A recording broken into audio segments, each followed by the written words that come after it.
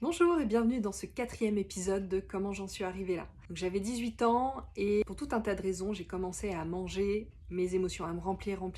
Durant toute une année scolaire, j'ai mangé plus que de raison, donc j'étais vraiment boulimique.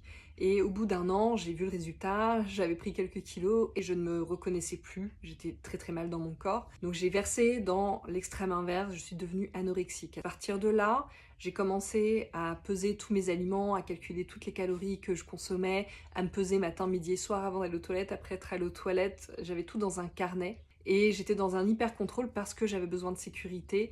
Et c'était la meilleure façon que j'avais trouvée pour me sentir en sécurité, d'avoir le contrôle sur tout. Donc j'ai aussi pris le contrôle de la cuisine familiale. Je me suis autoproclamée la chef cuisinière de la famille. C'est là qu'est née ma passion pour la cuisine saine. J'ai commencé aussi à étudier les dictionnaires de nutrition, mais pas à bon escient à l'époque. Et je suis aussi devenue végétarienne, donc j'ai arrêté de consommer de la viande et du poisson et ça fait 23 ans que ça dure. J'ai réussi à me sortir de l'anorexie et des troubles du comportement alimentaire grâce à des prises de conscience puissantes, assez vite. Mais ça a ensuite été un long chemin de reconstruction pour retrouver des comportements sains vis-à-vis de la nourriture, de ne plus avoir de compulsion alimentaire, de ne plus verser vers le sucre. Dis-moi si ça te parle, si ça résonne pour toi, et à très vite dans le prochain épisode.